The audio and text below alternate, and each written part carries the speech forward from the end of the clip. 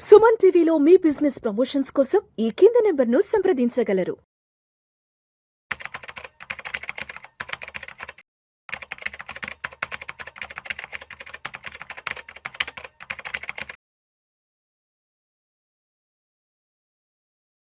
Hello everyone, welcome to Suman TV. So I'm Madhvi Reddy. I'm certified financial planner and chartered wealth manager as well as mutual fund distributor. So ఈ particular video అంతా కూడా IT filing గురించి అండి. So మీ అందరికీ తెలుసు July 31st is the dead line. So అందరూ కూడా అంటే ఎవరైతే ఫైనాన్షియల్ ఇయర్లో అంటే మనకి ఫైనాన్షియల్ ఇయర్ అంటే ఏప్రిల్ 1st 2025 నుంచి 31st March 2026 వరకు ఏవైతే ఇన్కమ్స్ ఉన్నాయో వాటి మీద మనం ట్యాక్స్ అసెస్మెంట్ ఇయర్ అంటే 26-27లో మనము పే చేసేయాల్సి ఉంటుందండి. సో ఇప్పుడు ఈ సబ్మిషన్ అనేది ఎలా చేసుకోవాలి, అసలు ఎలాంటి స్టెప్స్, మనం ఏమైనా మిస్టేక్స్ చేస్తున్నామా? సో ఈ వీడియో ద్వారా I will try to give you the important checklist. So తప్పకుండా ఈ వీడియో చివరి వరకు చూడండి, సో దట్ మీకు ఆ ఇంపార్టెంట్ చెక్ లిస్ట్ అంతా కూడా అర్థమైపోతుంది. సో ఫస్ట్ థింగ్ మనం చేయాల్సింది ఏంటంటే ఐటీఆర్ ఫామ్ అనేది కరెక్ట్గా చూస్ చేసుకోవాలండి. అంటే 1, 2, 3 these are all the 3 important forms ఉన్నాయి మనకి. సో ఎవరికైతే శాలరీ ఇన్కమ్ ఉంది, కొంచెం రెంట్స్ వస్తున్నాయి, కొంచెం మీకు ఇంట్రెస్ట్, అదర్ ఇన్కమ్ అంటే ఏదైనా ఎఫ్డి ఇంట్రెస్ట్, ఇలాంటి మీకు నార్మల్గా మీకు ఐటీఆర్ 1 అనేది సరిపోతుంది. బట్ ఎవరైతే ఈ కొన్ని మల్టిపుల్ ప్రాపర్టీస్ అమ్మారు, లేదు క్యాపిటల్ గెయిన్స్ వచ్చాయి అనుకునే వాళ్ళు మాత్రం కొంచెం ఐటీఆర్ 2ని సెలెక్ట్ చేసుకోవాల్సి ఉంటుంది.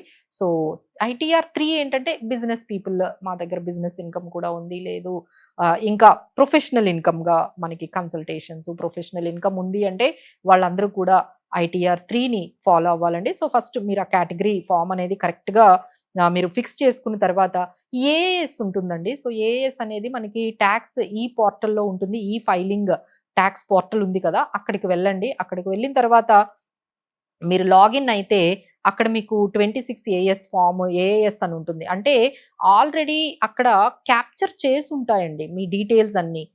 మీ ఇన్కమ్స్ ఏమేమి వచ్చాయి, మీరు ఎక్కడ ట్రాన్సాక్షన్ చేసినా, ఎందుకంటే నవ్ డేస్ ఇప్పుడు చేస్తున్న ప్రతి ట్రాన్సాక్షన్ మనం త్రూ బ్యాంక్స్ ద్వారా చేస్తాము, లేదు అంటే మనము పాన్ కార్డ్ ద్వారా చేస్తూ ఉంటాం. కాబట్టి ఆ 26 ఏఎస్ అనేది మనకి చాలా వరకు మీ శాలరీ ఇన్కమ్, మీకు వస్తున్న డివిడెండ్స్, మీరు ఏమైనా ప్రాపర్టీస్ అమ్మినా, మీకు ఏమైనా బ్యాంకుల నుంచి ఎఫ్డీస్ వచ్చినా, దాదాపుగా అన్నీ మీకు అక్కడ క్యాప్చర్ చేసి ఆల్రెడీ ఉంటాయండి.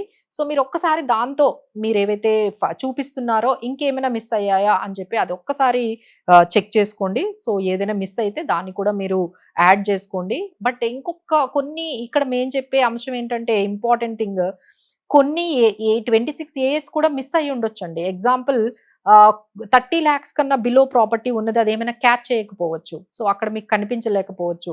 సో మీరు దాన్ని మిస్ చేసుకోకండి. సో అందులో 26 ఏఎస్లో కూడా కనిపించలేని కొన్ని ఇన్కమ్ సోర్సెస్ ఉండొచ్చు.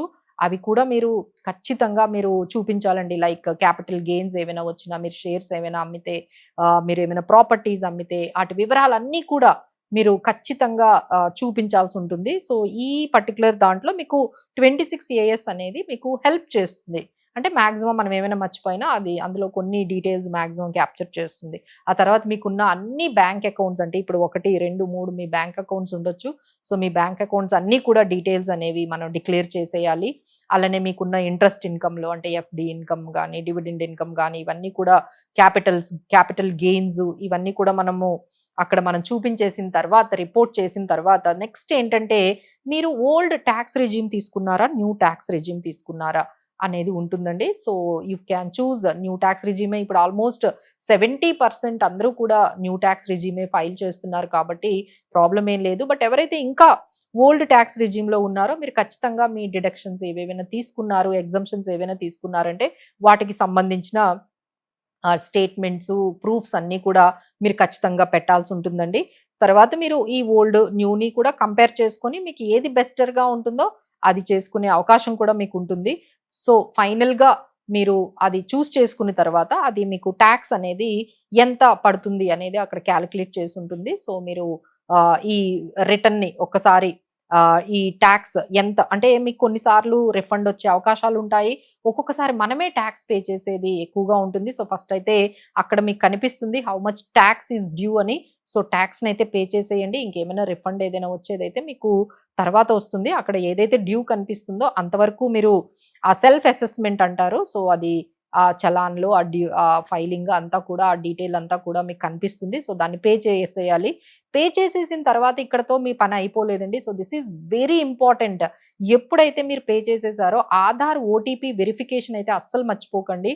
సో మీ ఐటీఆర్ ఫైలింగ్ జరిగింది అని మీకు టాక్స్ గవర్నమెంట్ వాళ్ళ దగ్గర నుంచి మీకు మెసేజ్ వస్తుంది. సో ఏదైతే ఓటీపీ ఆధార్ మొబైల్ నంబర్ ఉంటుందో దానికి వెరిఫైడ్ మీరు ఫైల్ చేశారు అనే ఎప్పుడైతే ఇన్ఫర్మేషన్ వస్తుందో అప్పుడు మాత్రమే అది కంప్లీట్ అవుతుందండి. అంతవరకు మీరు జస్ట్ ట్యాక్స్ పే చేసినంత మాత్రాన, ఫైల్ చేసినంత మాత్రాన అది కంప్లీట్ అయినట్టు కాదు. ఆ ఓటీపీ ఆధార్ నంబర్‌కి ఎప్పుడైతే మీకు కంప్లీట్ అని చెప్పి మీకు ఆధార్ ఓటీపీ నంబర్ వస్తుందో అప్పుడైతేనే అది కంప్లీట్ అయినట్టండి. సో ఇవన్నీ కూడా మీరు ఈ పాయింట్స్ అంటే మ్యూచువల్ ఫండ్స్ మీరు ఈ మధ్య షేర్స్ అమ్ముతున్నారు, మ్యూచువల్ ఫండ్స్ అమ్ముతున్నారు, మీ ఇంట్లో ప్రాపర్టీస్ అమ్ముతున్నారు, గోల్డ్ అమ్ముతున్నారు. ఇలాంటివి చాలా ట్రాన్సాక్షన్స్ అనేవి చేస్తూ ఉన్నారు. సో ఈ ట్రాన్సాక్షన్స్ చేసినప్పుడల్లా మీరు కొంచెం వాళ్ళకి ఇన్ఫర్మేషన్ అయితే ఇవ్వండి. Otherwise you will get some notices వస్తాయి. సో తర్వాత మీరు మళ్ళీ ఆ నోటీసెస్ రాగానే మళ్ళీ మీరు చాలా మనీ ఇచ్చి ఒక ఐటీ పర్సన్ దగ్గరికి వెళ్ళి ఒక ఎవరైనా సీఏ దగ్గరికి వెళ్ళాలి. వెళ్ళి మీరు మళ్ళీ అదంతా కూడా ఫాలో అప్ చేసుకోవాలి. ఇదంతా కూడా చాలా క్లమ్జీ అండి. అలానే మీరు కొంచెం రాంగ్ రిఫండ్స్ కూడా చాలా మంది పెట్టేస్తూ ఉన్నారు. సో దానివల్ల కూడా ఇప్పుడు ఏఐని యూజ్ చేస్తున్నారండి, ఆర్టిఫిషియల్ ఇంటెలిజెన్స్. సో మీరు ఏ మాత్రం ఇన్‌కరెక్ట్, ఫాల్స్ రిఫండ్స్ గాని పెట్టినట్లయితే ఖచ్చితంగా మీకు నోటీసెస్ వచ్చేస్తూ ఉన్నాయి. సో ఆ నోటీస్ వచ్చిందంటే మళ్ళీ అగైన్ మీరు ఇంకొకరి దగ్గరికి హెల్ప్ తీసుకొని ఆ నోటీసెస్‌కి రెస్పాండ్ ఇవ్వడము ఇవన్నీ కూడా చాలా క్లమ్జీ అయిపోతాయి. సో బెటర్ పే కరెక్ట్ వేలో, కరెక్ట్ టైంకి, డ్యూ డేట్‌కి పే చేసేసేయండి. సో మీకు ఇంట్రెస్ట్‌లు పడకుండా ఉంటాయి. అలానే ఇలాంటి అన్‌క్లెయిమ్డ్ అంటే ఫాల్స్ క్లెయిమ్స్ చేయకుండా ఉండడమే మనకి చాలా వరకు బెటర్ అండి. So these are all. So ఇంకో కొన్ని పాయింట్స్ చెప్పాం కదండీ! ఏఏఎస్‌ని వాటిని ఖచ్చితంగా కూడా మనము దాన్ని వెరిఫై చేసుకోవాలి. But that is not complete అండి. అంటే ఏఏఎస్ ప్రకారం మీరు వెళ్ళిపోవాలని ఏం కాదు. అది మీకు జస్ట్ గైడ్ చేస్తుంది. దానికి మించి మీకు ఇంకేమైనా ఇన్‌కమ్స్ ఉన్నాయి కూడా మీరు చూపిస్తూ ఉండండి. సో ఈ విధంగా మీరు ఓవరాల్‌గా ఈ పాయింట్స్ గాని మీరు నోట్ డౌన్ చేసుకున్నట్లయితే ఓన్‌గా మీరు సెల్ఫ్ అసెస్మెంట్ చేసేసుకొని మీరే ఆన్‌లైన్‌లో పేమెంట్ కూడా చేసేసుకోవచ్చండి. So for any other questions మీరు కామెంట్స్ చేయొచ్చు. లేదు మాకు కాల్ చేయొచ్చు. We are there to help you. Thank you so much.